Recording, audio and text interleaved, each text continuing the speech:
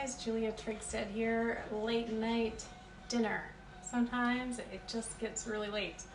I was just also going to just give a shout out to a friend whose child is in the hospital, praying for you and Jack. So just wanted to let you know that. Thinking about you guys. So I made this pizza crust a little bit earlier. This is cauliflower. And I know I have a couple clients that are always saying that they miss bread and things like that. So there's a Chompy's bread that you can buy that I love. But sometimes when you can make a pizza, I used to eat pizza like 5 days a week when I was actively on plan, and I lost a ton of weight doing it, and you know, this was the recipe. So it is a cup of riced cauliflower and a 4th cup of egg beaters, and then a 4th cup of cheese. So I like to buy the frozen riced cauliflower, and then I also like to, people are having a hard time finding reduced fat cheese, but I buy the Crystal Farms mozzarella. I do a lot of grocery delivery with Instacart, and they always have this in stock in the mozzarella and the sharp cheddar. So really good, it still melts, it's tasty. So that's all you do. You basically just mix it up in a bowl and don't have to cook it or anything. Just keep kind of break up the riced cauliflower. The best thing that I can tell you though is if you have some parchment paper, get parchment paper, and then spray it with some Pam, and then spread it as thinly as you possibly can. I've done a couple videos on this. It really helps if you have a plastic fork or just a greased fork, and just really get it as thin as you can, almost so you can see through it in spots, because the cheese will melt it together. So this is cooked at 425 on the parchment paper. And it takes a little while, not gonna lie. It's 25 to 30 minutes on one side, and you flip it over for 10 to 15 minutes on the other side. And it might, you know, you just let it sit there and cool off, and it'll harden up to like this crispiness of the skull. So I just always make these, and I have them in my freezer kind of ready to go. If you don't want to do that much effort, I'm gonna try this recipe after I do this just live. I've never done it before, but I'm gonna do the same recipe just in a skillet. So it's gonna be almost like a stir fry. So I'm gonna see how it turns out. It might be delicious. It might be horrible. I don't know. We're gonna give it a shot. So the other things that are helpful is if you have like Walden Farms or Newman's Own sesame ginger. This is something I use in a lot of my recipes. You can just toss it with the same concoction, and you can make some really good chicken with cabbage and things like that. So the kids are trying to be quiet. You don't have to be quiet. Go ahead and play your song. So you need powdered peanut butter, sesame ginger, and riced cauliflower, some egg beaters, and then the rest of the things that are in this recipe. The other way that you could make this recipe, this is a chicken that you marinate overnight. Don't have to. You could just use regular chicken. It would probably be just fine. But what I did with this chicken is I took it and I marinated the chicken in a baggie overnight with a teaspoon of hoisin sauce, just get it at the grocery store, and a teaspoon of light soy sauce. So just marinate it overnight, take it out in the morning. You could potentially just cook it that way and eat it, and it'd be delicious. And you wouldn't even have to do this recipe, but it would just be some good marinated chicken. So I diced up the chicken, and then what this recipe has you do is you take 2 tablespoons of this dressing and 2 tablespoons of PB2. I'm gonna do the PB2 first so it doesn't stick. So when they tell you that they'd really like you, I've got clean hands, so they'd really like you to level the PB2.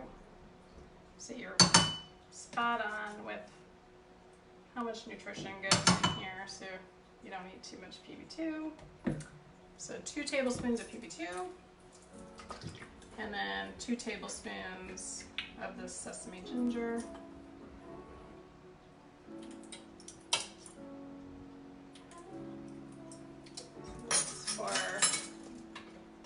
if you guys have are quarantined with people that are musical, but my daughter is amazing. She's constantly writing songs, and I'm gonna retire soon. I'm sure of it. So she's gonna leave quarantine with like a whole concert, I think. So you're gonna take this. So you've mixed it up, mixed it together. He fell in the lake. Who fell in the lake? Dawson actually fell in the lake. Oh, okay. So you're gonna take this and just mix it with. This is like a couple ounces of the chicken that we had before. We're just gonna mix that up. I'm gonna mix up the chicken.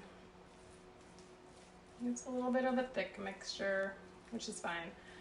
Whenever you use cauliflower pizza crust, one thing that I like to tell people a lot is if you can try to not put the sauce, like tomato sauce or whatever, directly on the crust, it'll make it all mushy. So if you can put it like a protective layer of cheese first and then with the sauce, or even dip it in the sauce later, you will be much, much better off. So now you're gonna add the chicken and spread the chicken over this.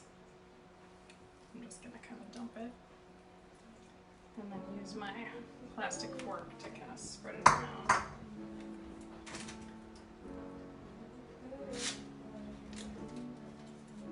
So just spread this around. This is gonna be my late night dinner. So one of the ways that I've kept my weight off is kind of finding some ways, finding some ways of having some delicious food that, you know, it's kind of like takeout, but it's not so bad for me. I have a lot of people that I talk to each day. So I'm a real estate agent and health coach, and so do a little bit of both all throughout the day, working with lenders, working with buyers and sellers. And some people I talk to during the day, they're like, I just don't understand how I could be overweight. So we'll go through the stuff that they eat in a day, and it's really not all that bad. The person I talked to today, we calculated it out. It was about 1,900 calories, which included some pretty healthy stuff. Like it was like, you know, they started out with a smoothie in the morning with like fruit in it. And then a couple hours later, they had a apple with peanut butter. And then a couple hours later, they had just a sandwich with turkey and cheese and like some sun chips. And a couple hours later, some almonds. And then they had like shrimp with 3 servings of lettuce. In the middle of that, they had or at the end of the evening, they'd always like finish it off with like 9 ounces of wine and then like 2 chocolate chip cookies. So it ended up being like about 1,900 calories. Wasn't horrible. Wasn't a horrible day, but unfortunately, if you calculate out how much they can eat in a day without gaining or losing, it's about 1,300 or 1,400 calories. And if they didn't get any exercise that day, they would basically be gaining a ½ pound a week just eating that. If they did exercise, they could exercise like 600 calories off, and they'd be pretty much okay. But if they wanted to lose, they'd probably have to exercise like 1,000 calories off a day. So it was just not working. So the long term is kind of what I did forever. So anyway, give me a call if you have questions on that. I can get your questions answered. But so now we're gonna top this with some veggies. So I did not have bean sprouts. It's hard to find bean sprouts. I don't know if they're still infected with something or what, but I can never find them. I can only find like the canned ones. So we're basically going to do like a tablespoon of red pepper. And this calls for cilantro like after you broil it. You don't like cilantro. A lot of people think cilantro tastes like soap. I happen to like cilantro.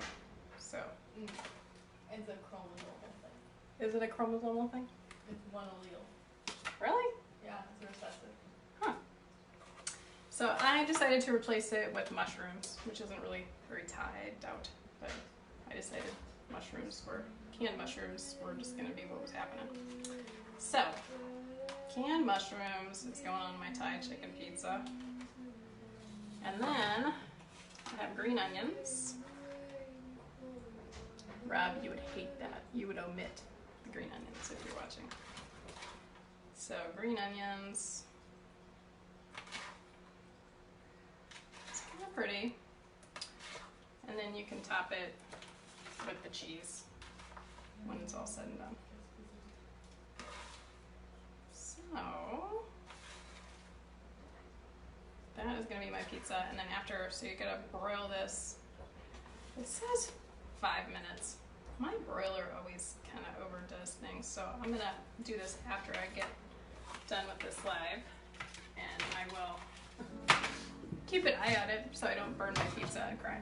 And then I'll sprinkle. I'll take a picture of it and let you know how we turned out. But I am going to try this recipe now for you, just in like a stir fry. So we still need. I'm gonna heat up the pan for a second, but we still need 2 tablespoons of this. And now I've done it. Hold on. So then I need 2 tablespoons of this. And I'll show you what the pizza looks like right now. So that's what we have so far. So that's 1 serving of pizza. So I am going to take 1 cup of cauliflower and put it in this pan and just kind of stir fry the cauliflower. This is still kind of frozen a little bit. Cauliflower. My kitchen is in a 100% state of constant mess because my dishwasher died. I've called like 2 dishwasher sales places. Nobody has called me back. I, of course, have got to call and like harass them tomorrow and see what is up. So, meanwhile, I'll just be doing dishes. It's okay. So, I would say that you were going to stir fry this cauliflower. I still need to get a wok one of these days. But right now I would just have to clean it. So I'm just gonna forget about that for right now. I'm gonna focus on the dishwasher.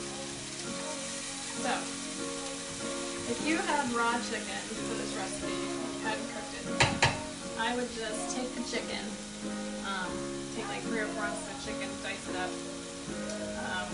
maybe cook it first, take it out of the pan, cauliflower. If you wanted to steam the cauliflower first, you could.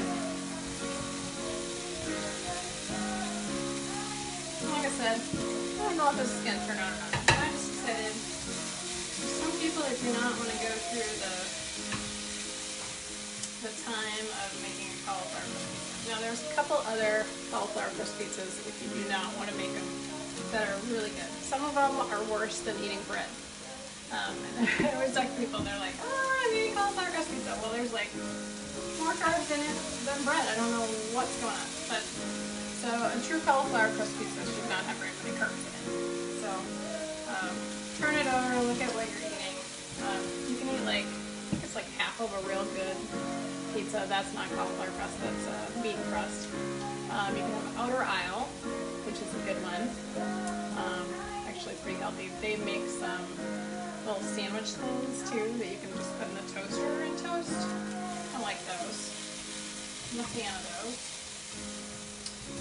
So let's feel what we're doing. We're doing okay. So now I am going to add my chicken. Just toss that in there. I'm adding my chicken, a couple ounces of cooked chicken with my cauliflower. I like to make unique things. So if you're just going to do your chicken, you can just do the chicken marinated. I don't know if you have to do it overnight. Maybe let's say 5 hours with a teaspoon of the teriyaki and a teaspoon of the light soy sauce. And just bake it at 425. I put it in like these little foil packets because I didn't want to wash anything else. And I just baked it for like 30 minutes. Just make sure that it's like 165-ish degrees to make sure that you don't food poison yourself.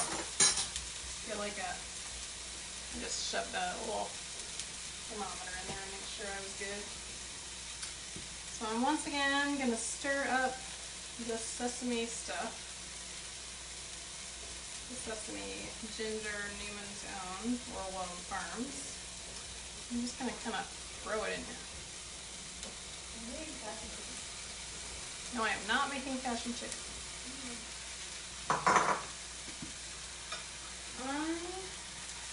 I'm just gonna stir fry this a little bit. Smells good.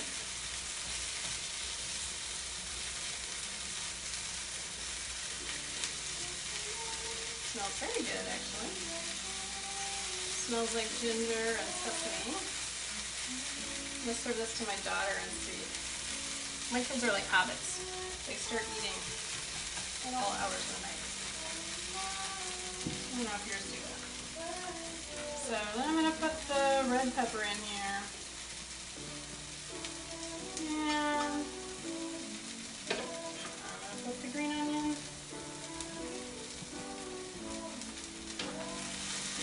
I'm gonna turn off the burn. I don't really want the red pepper or the green onion cooked that much. You can cook them longer if you want. This is what we have so far. Smells really good. So the only other thing that I have not added to this so far is this egg. So I'm gonna make a little well kind of in the middle as I spill the egg everywhere. And I am just gonna stir fry a little bit of this egg in here. This is the rest of our protein for this. And it's just gonna cook up here pretty fast.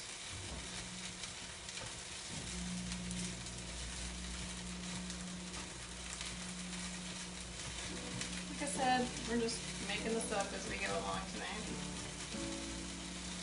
Let's see how it works. Let's see how much of a mess that we can make.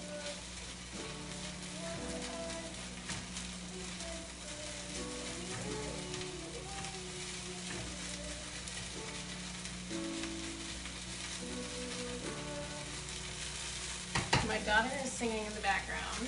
I know that you guys are probably really grouchy being in quarantine, but I'm just happy to have everybody here healthy and happy. And she herself was very sick when she was 10 years old and just couldn't figure it out. She was in the hospital forever. And I'm just like super thankful that she's here and we survived it. So I kind of look at it like, if my kids are all here, I am happy. Like I will literally never complain about hardly anything if you have the help of your kids and your family together. So this is what we have so far. It's just kind of like a little same thing that we have on the pizza over there. But this is just going to be all stir-fried together. It smells really good. And then you can just add your cheese. You can broil it, or just cover it and melt it, or you can stir it in there. Cover it for a couple minutes, and then just add some cilantro on top of it. So I hope that gives you a couple ideas of what to do. It doesn't have to be hard to cook healthy. If you just get like a bag of cauliflower and some chicken breasts, or even some ground turkey, you can make some pretty delectable things. So I hope you guys are having a good evening. I haven't, and if you're a creeper on here, thank you for identifying yourself so I can delete you off my page. So anyway, I will talk to you guys soon. And if you have any questions about homes or health, give me a shout out, just send me a private message and I will get back to you. Thanks.